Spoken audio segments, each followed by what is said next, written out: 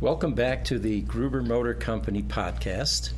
We have a couple of special guests today, Aaron McKenzie, who has been with us before, and we have Heather Jackson, who is a 14-year veteran in the U.S. utility industry. She is an energy innovation consultant, and she's been a physicist for 14 years. And I just found out a few minutes ago that she was actually a school teacher at one point in her life as well. So we have a well-rounded set of skills here today. And today's topic will be the impact of electric vehicles on the grid. Before we get into that, I wanted to apologize for the late podcast. What delayed us this morning was we have been waiting for a special Tesla event here locally, converting a Tesla Model Plaid into a submarine. And we've gone to great lengths to waterproof a brand new Plaid S. And today seemed like the right day to do it because we have more rains coming and we were waiting for a trough to get unmuddy. And so anyway, that's what we did this morning, and that's why we didn't have the podcast. Now, the results of this event, you're just going to have to wait for our video, and I can tell you that it's going to be exciting. Definitely glad I got to ride in that Plaid Model S before this happened today, Pete. Oh, yeah. You did take a ride. I didn't get one. What was it like? I posted a live video on my Facebook, but then I was screaming like a girl and I was embarrassed, so I took it down. But it was awesome. I heard about that, yes. It was insane. It was like a roller coaster ride, basically. It's like a roller coaster ride that never stops. Cool. Nothing wrong with screaming like girls. Thank Easy you. for her to say. I'll have to watch that video and see where in Arizona you found enough water to submerge. It was actually interesting.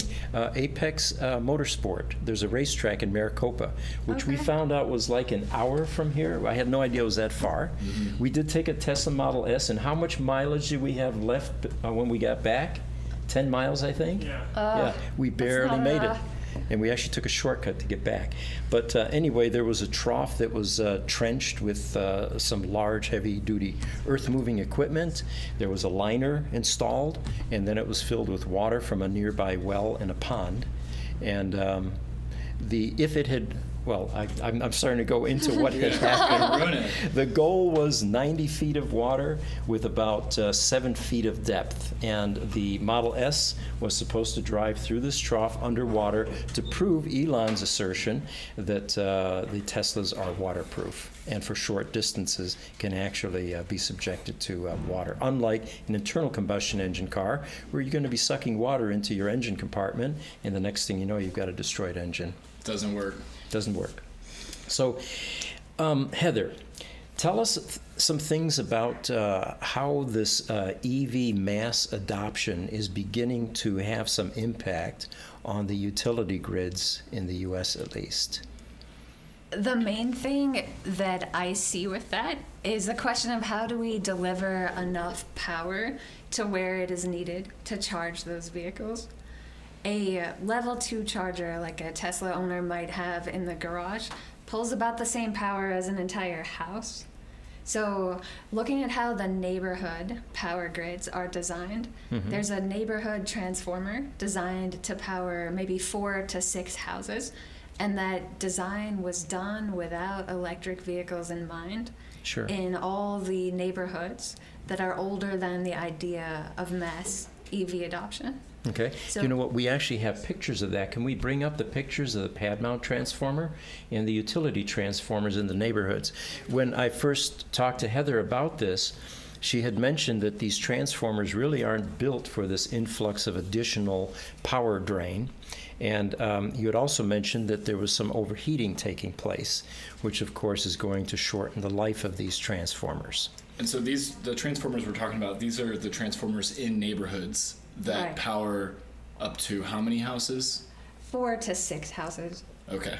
And their function in life is to take high voltage AC coming into the neighborhoods, which is far more efficient way to bring energy into neighborhoods, and then step them down.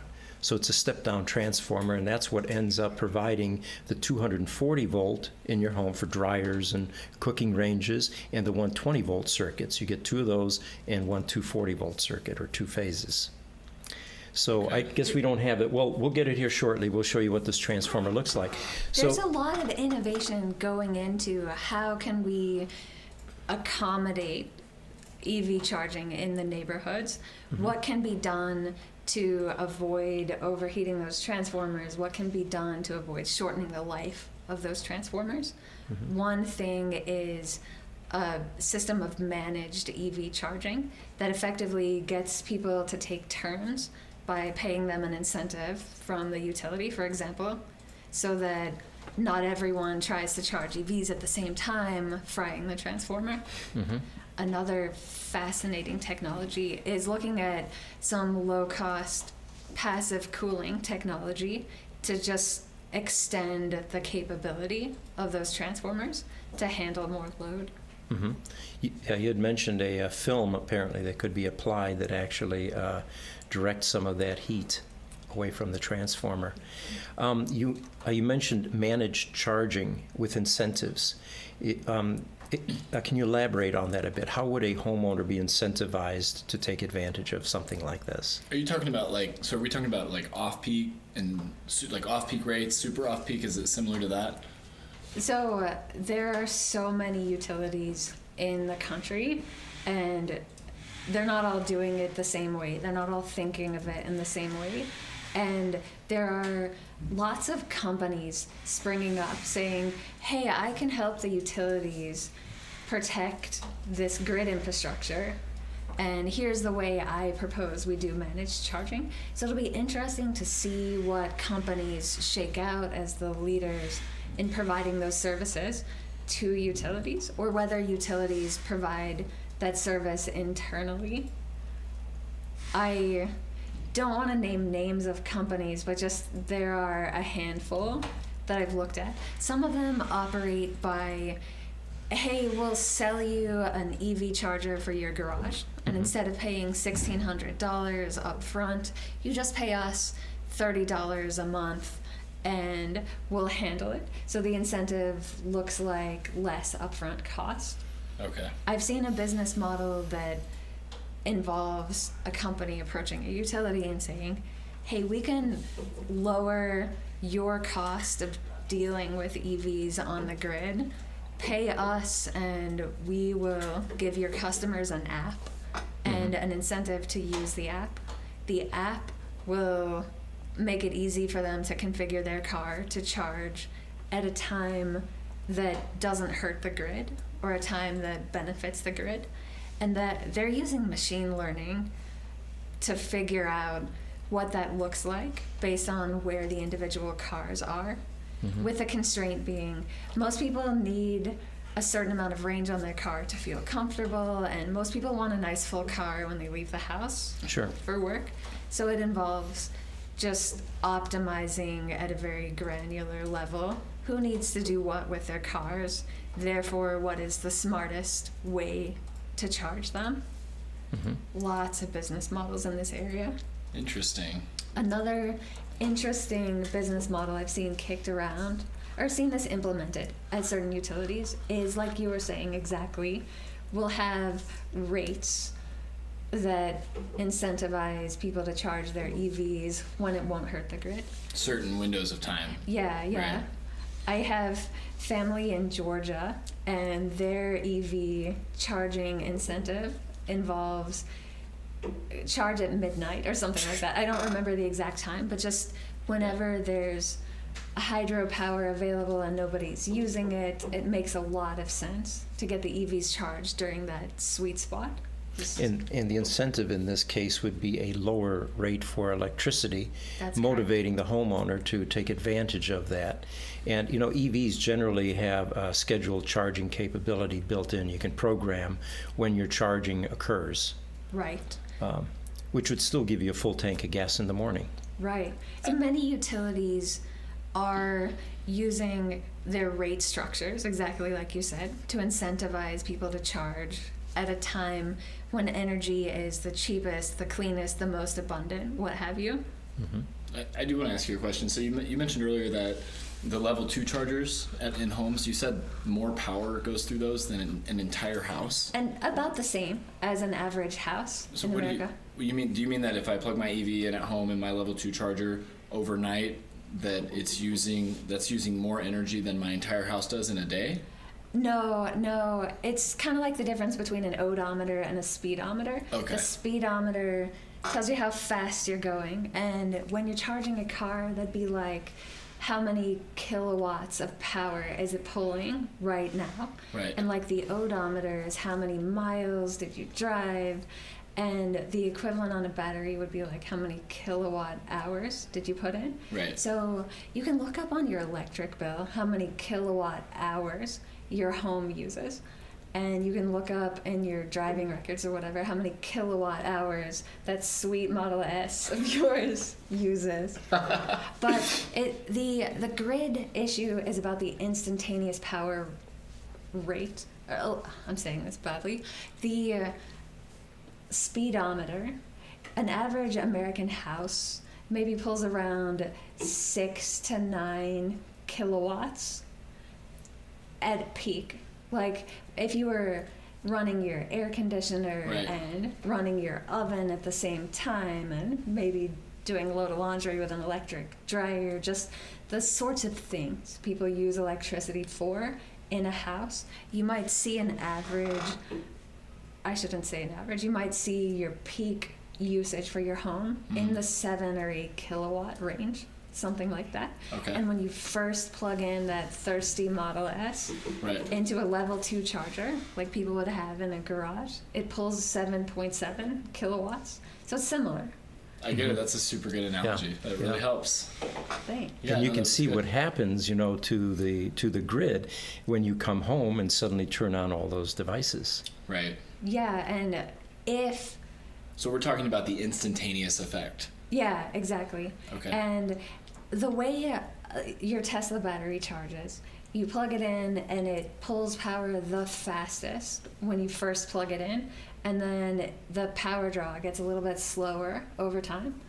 But the worst day for a transformer in a neighborhood would be everyone gets home from work, it's the peak usage, they're using their air conditioners and their oven. And their batteries and their Teslas are totally depleted at the and same they're time. Right. plugging all the Teslas in at the same time, and that's a situation that'd be just very taxing for that transformer. So that would be a worst case scenario, and of course that plays into mass EV adoption. Right now, I'm the only one in my neighborhood with a Tesla, so I'm sure that I'm not having a big impact on my transformer that's being shared among 6 other homes. Sure. But once that changes, then yeah, we're going to run into some difficulties, it sounds like. And are we talking, I know it's pretty easy.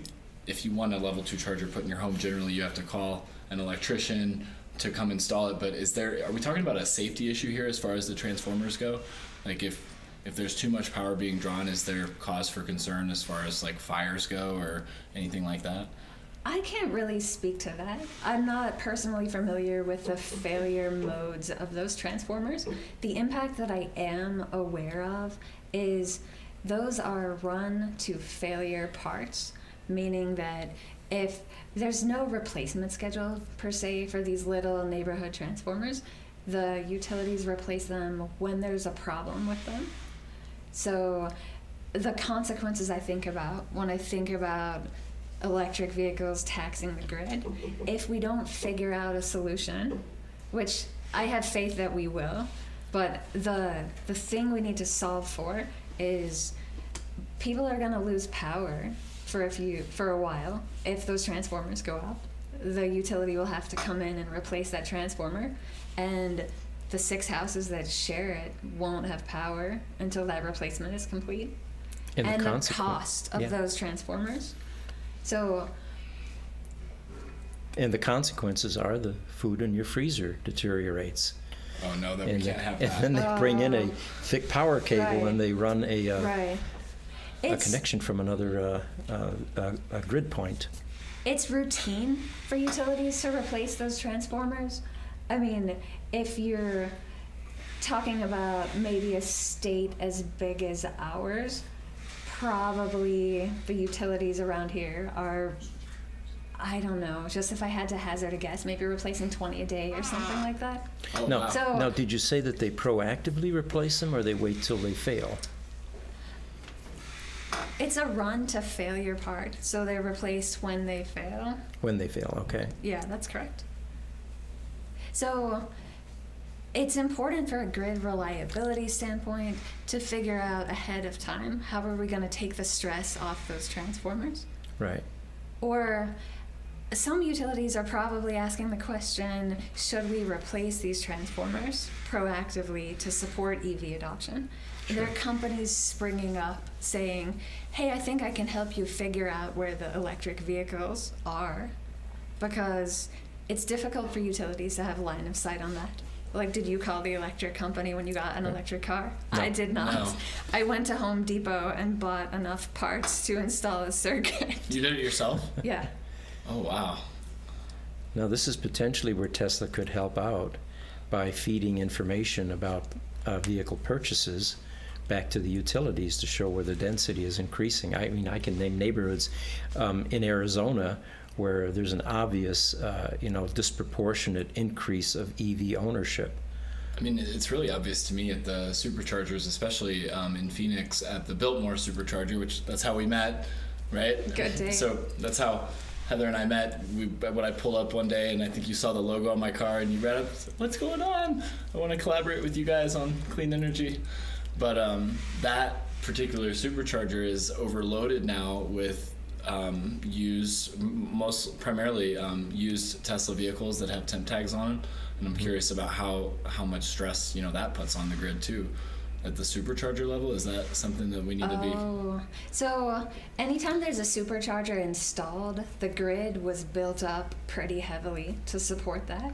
One 50 amp plug uses the same power grid infrastructure as about 7 houses, and a 250 amp plug at a supercharger uses about the same power as 30 houses? One Wow. plug. One plug, 30 houses. So And we're talking about the power it sustains, the speedometer. yeah, exactly, the speedometer.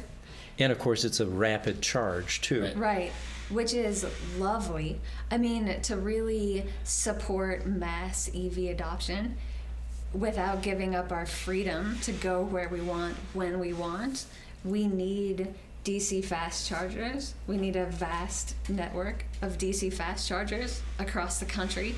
But the question of who pays for building up the grid like that is an important one, because if I can't afford an electric vehicle, why should I subsidize the fun of someone who can? Mm-hmm. Like, the way power grid costs are allocated across power grid users very much varies across the United States, and it's a question a lot of people are asking now.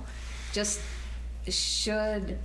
how do we build DC fast chargers without shifting costs onto people who can't afford it and who aren't benefiting directly from using that infrastructure? So you talked to me about this before, but basically you talked about how we don't want poor people to end up paying the cost of rich people's Teslas driving across the United States, right?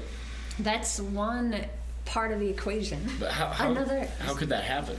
What do you mean? I mean, how wouldn't there have to be some serious oversight for something like that to be allowed to happen, wouldn't you think? Or is that a reality that Well, so I hear what you're saying. Yeah. The power grid, though, across the country was designed and built in patches. A lot of localities have their own algorithm for how do we allocate the cost of installing electric infrastructure. Historically, people who lived in cities, and even now to a large extent, people who live in cities subsidize the extra grid costs of people who live in rural areas, because building power lines to everybody when everybody lives close together is a lot cheaper than building power lines to one house that's very far in the middle of nowhere. Right. That used to disproportionately benefit the most economically vulnerable Americans. And now that's kind of reversing a little bit. That, hey, the grid is more expensive in more sparsely populated suburbs, and our inner city our inner city citizens Right. live closer together, so they're using less grid infrastructure, but they're subsidizing the more sparsely populated areas, which are now full of wealthier Americans. Sure. And it just, the algorithms for assigning those costs used to be, I can't even speak to this for the whole country. One algorithm is you assign a cost based on the speedometer, like, hey, whatever your fastest power draw is, we'll assign you a charge that's proportional to that. Okay. So if you have a small house and no electric car, you won't pay very much. But then if you have a 250 kilowatt supercharger that gets used a few times a month or a few times a day, that's 30 homes worth of infrastructure, and spreading that cost over maybe just a handful of uses for that supercharger is, again, financially unfeasible or financially difficult, right? In a way that disincentivizes people who might otherwise want to build DC fast chargers. So America is answering a lot of questions right now, asking and answering questions around how can we allocate these costs in a way that gets the brown stuff out of the air by getting ICE cars off the road, getting more EVs on the road, without shifting the costs onto people who can't afford an EV at all. Right. You mentioned superchargers. In the commercial space, power costs are usually determined by peak demand. So if you hit a peak level during the month, you end up paying that the entire month. It seems to me that superchargers are really vulnerable to a imbalance, because you have a lot of peak demand times and then long periods of time without virtually any usage, the middle of the night, for example. Right. How do the utilities and Tesla interplay in that scenario? Does Tesla really pay full peak demand? I cannot speak to that at all.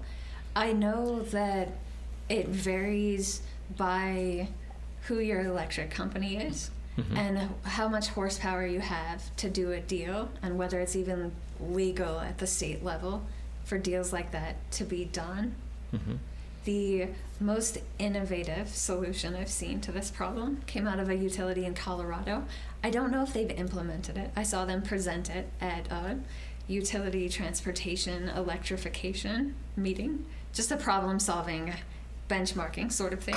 They said, hey, what if we pretend all of the DC fast chargers are owned by the same company just for a moment, so the infrequent usage of the chargers sort of averages out.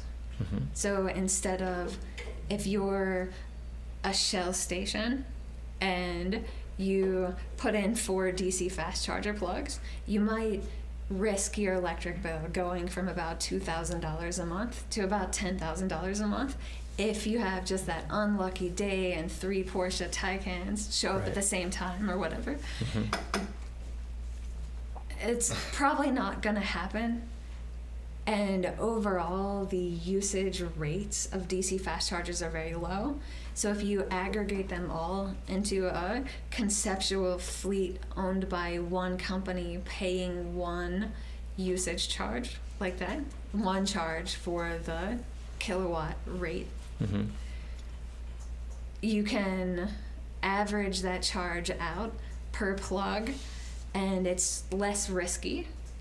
You're not running the risk as that Shell station operator of getting an $8,000 increase to your electric bill because you had one bad day. It's more like, it's more manageable in that sense. So this is a theoretical model that has not been implemented but is under review. Right, that's correct. Okay. Another way to think about it is demand charge insurance, that instead of paying a demand charge proportional to whatever you use, you pool the risk and just pay an insurance premium for it. Okay. That's interesting. So then if you do have that day where the 3 Porsche Cayennes show up, then your rates wouldn't be affected by that? because Yeah. you have insurance. Yeah. So you make a claim that day? Yeah. Interesting. It'll be really interesting to see how we humans solve this. Like, a lot of human progress has been driven by figuring out how to pool the risk of certain things Absolutely. effectively. And that may be the way to get unstuck from the problem of how to make DC fast chargers make financial sense everywhere. Sure. Fascinating. You know, you had mentioned in your outline that, estimates vary, but if we were to electrify all transportation in the U.S. overnight, we might see a 20 to 30% increase in electricity usage. It just seems staggering. We were driving back from the event this morning, and we looked at all the ICE vehicles and a sea of ICE vehicles with, one or two Teslas on the freeway. How would that 20-30% increase be realistic if we were to electrify all of the vehicles in the United States? Can you elaborate on that question? Well, it Do was you think actually it would be more than that? Or yeah, if we were to take all of the vehicles, all the transportation in the U.S., how much would the grid have to increase in size in order to handle that additional load? Oh, that really depends on how well we optimize when and where that charging is done. Because Okay. we're not just talking about DC fast chargers and DC fast charging infrastructure. We're talking about the transformers in neighborhoods and all of that too, Yeah, right? and power plants and just all over the country there is a lot of variability in how much power is used at what time of day, right? Mhm. There's certain times of day people use more electricity, certain seasons that people use more electricity. Sure. And a lot of room for EV adoption can be created just by being smart about when we charge our electric vehicles. Sure. There's a lot of room on the power grid at night all over the country because most people are up and about during the day. Using more electricity during the day is kind of normal. So taking advantage of that, like you were saying, Tesla lets you set a timer for when to charge. Slow charging at night, home Yeah. charging at night is far Yeah. more efficient than supercharging, for example. Yeah, the grid has so much room for home charging at night. Mm-hmm. And there's also, this is a whole interesting can of worms. Are you ready to talk Sure. about vehicle Yeah. to home charging? We have a few more All minutes right. here. All right. V to G. So vehicle to home charging? Yeah. What is that? Well, bi-directional charging, it means if electricity is cheap and clean during some part of the day, maybe you want to plug in your car during that part of the day, fill it up with cheaper, cleaner electricity, and then Take it home. yeah, if during certain hours of the day your electricity at your house costs more and it's maybe not as clean because renewables aren't available during those hours, maybe the sun is down or whatever it is, the wind's not blowing.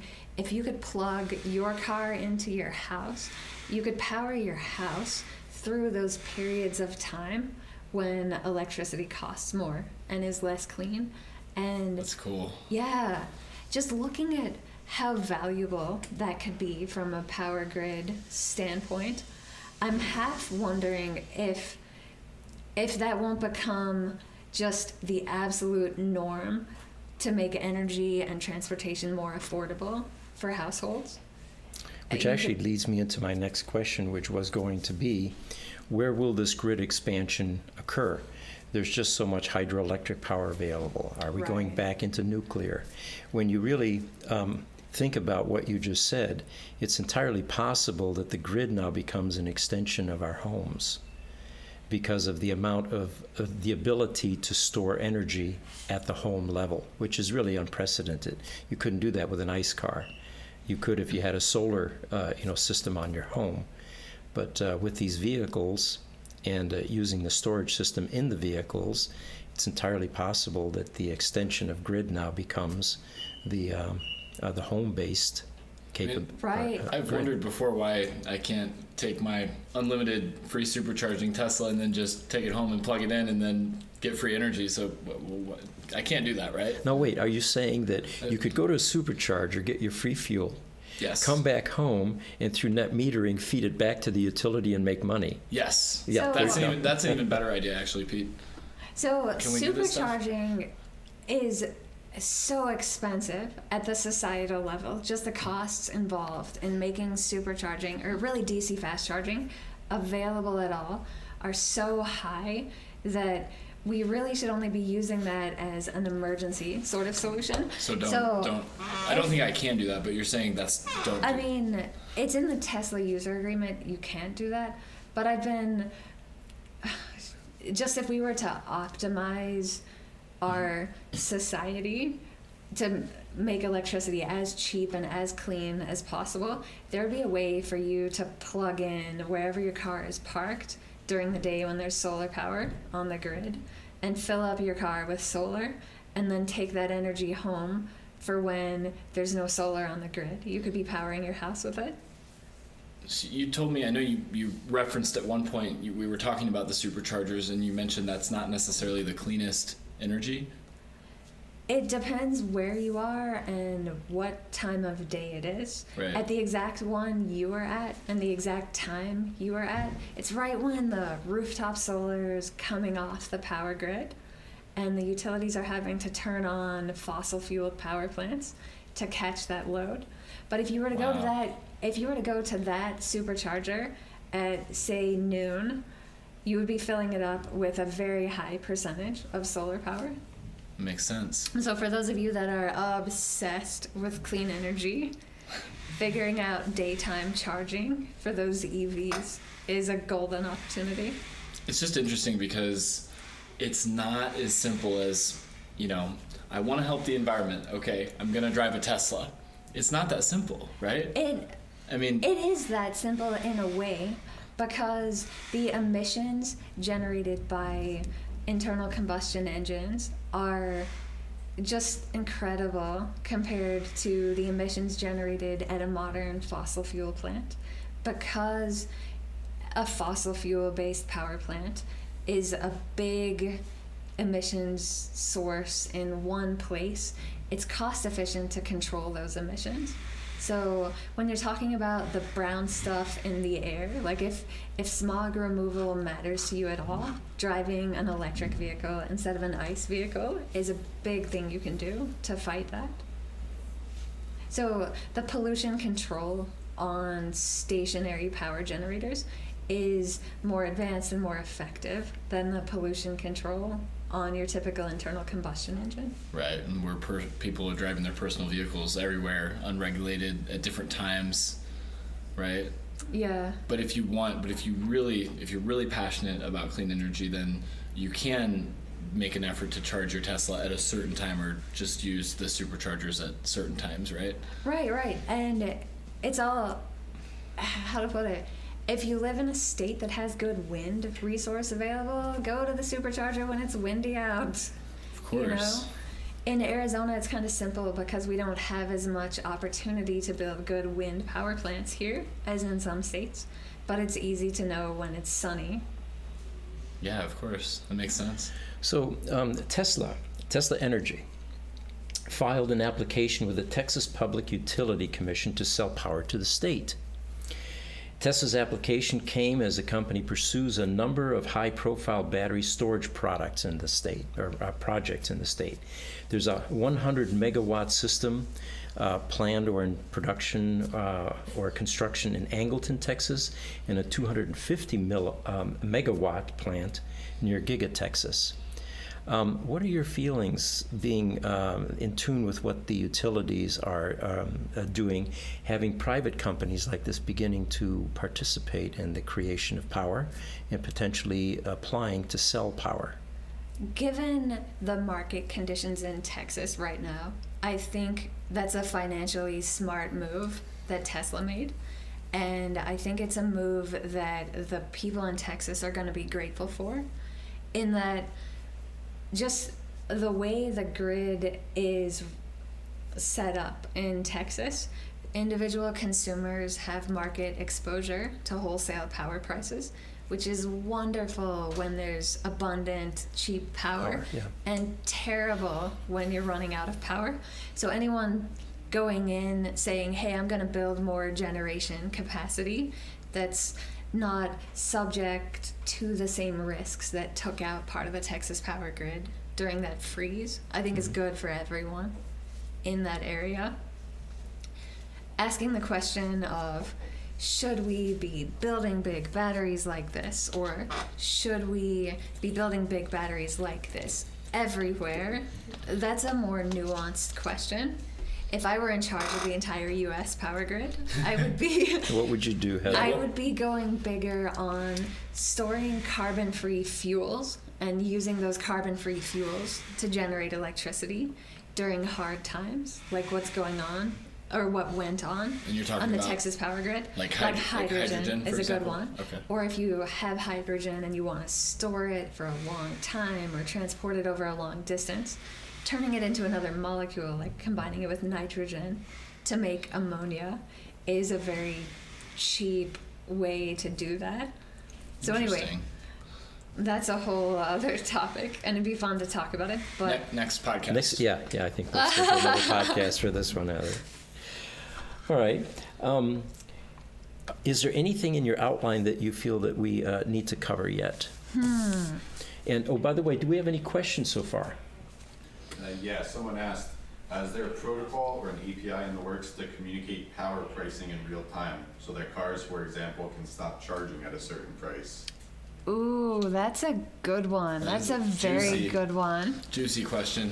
If I were from Texas, I might have an answer to that, but I Should don't. we I don't. possibly rephrase Oh. that question because he might not have heard? California has a really cool app. I don't remember what it's called, unfortunately. I think it might be a Cal ISO app where you can see real-time power prices on the app. So I'm sure they have an API that made that possible. Okay. Interesting. Right, right. That's all. And then we had some questions that were asked before the podcast because we had really announced this about 16 hours ahead of time. Let me read a couple of these here. So, someone mentioned that in Sweden, the same kinds of discussions are taking place, and I'm sure these are issues that are now beginning to surface all over the world as EV adoption takes place.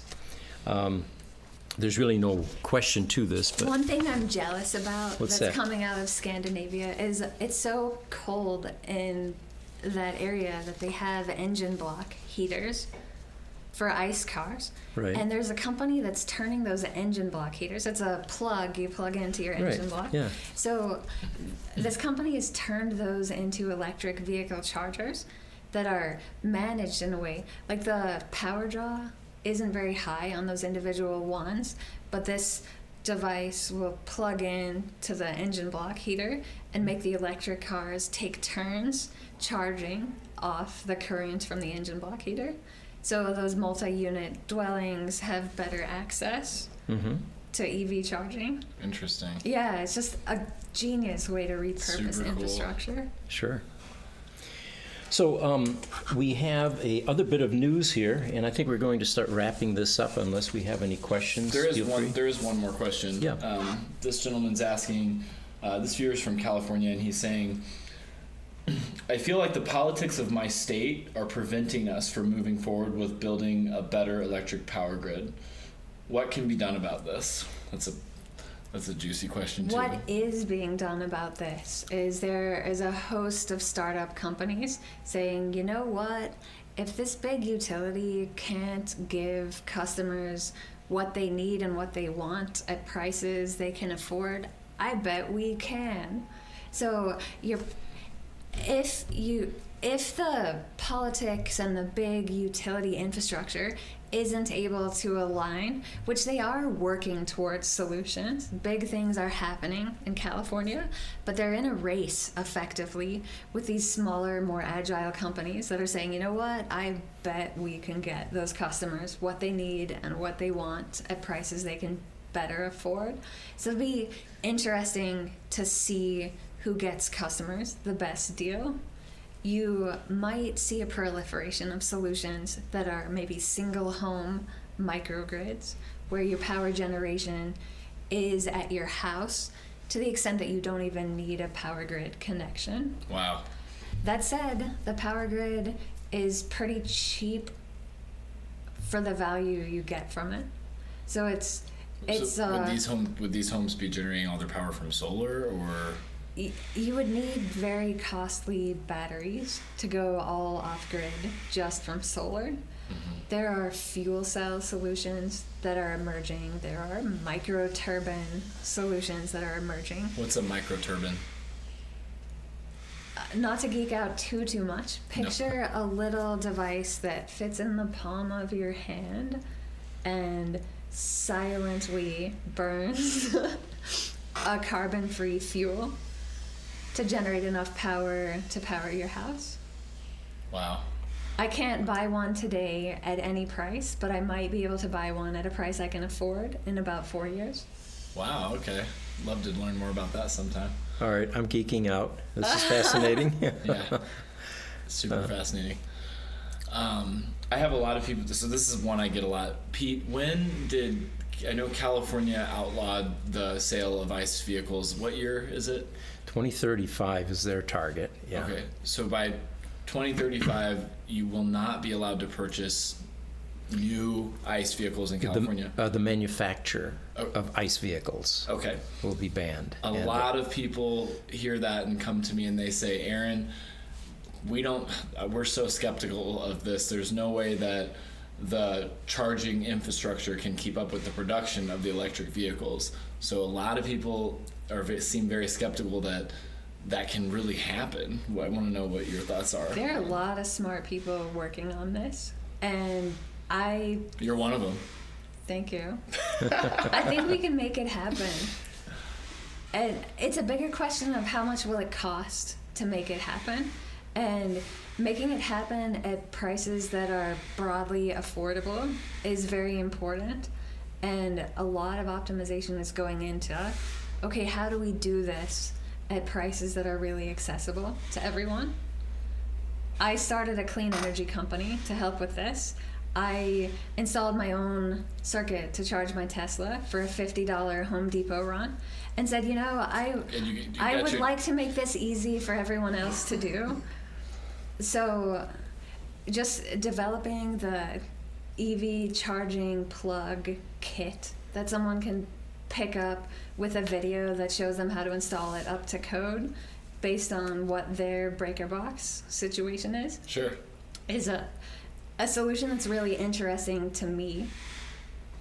Interesting. Right. So And that's something that's in the works. I am not the only one working on solutions for making this happen affordably. Mm-hmm. We're living in exciting times. Super cool. Hey, Pete? Yes. We're at 45. Do you want to start? Yeah, I think we can start to wrap up. And you are a Tesla owner. We do need to point that out to the audience because the majority of our audience happen to be Tesla people at this point. And you got a good deal on your Tesla, I know. I did.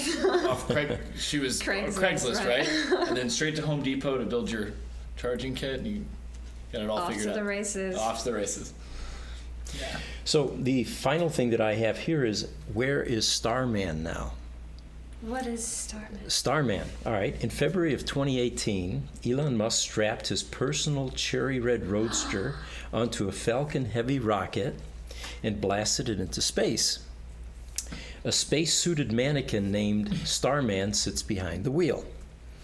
Before the batteries gave up, he was listening to David Bowie's Space Oddity in one ear and Life on Mars in the other ear, while keeping an eye on the car's center screen, which read, "Don't panic." Oh my. At this writing, the Roadster has journeyed far enough to drive, now get this, to drive all of the roads on this planet nearly 80 times. Highways and city roads? Highways, city roads, all the roads, probably even dirt roads. I was Let's gonna throw say those back in there roads, too. dirt roads, driveways, sidewalks? So he is by far the most traveled and fastest about 36,000 miles per hour currently, car in history. Anyway, fascinating little tidbit of information there. Super interesting. How do they follow that? Does it have tracking devices on it, or what? There is actually a website that you can visit. Might as well plug it. It's whereisroadster.com. Cool. And this is a private individual that has created a website and has been tracking where Starman is. Very cool. I'll have to check that out. Well, I would like to thank everyone for joining us. Heather, it's been a pleasure, and it sounds like we have some more potential podcast material in the future if you'd like to be a guest again. It would be a pleasure. We Thanks for would having love me. to have you. And Aaron, as always, thank you for co-hosting. Thanks for having me. Make sure to watch our YouTube channel, and please tell us in the comments how we can improve, what kind of content you would like to see, and we're very accommodating. We will meet your needs. Again, thank you. We'll see you next week. Thanks, Pete.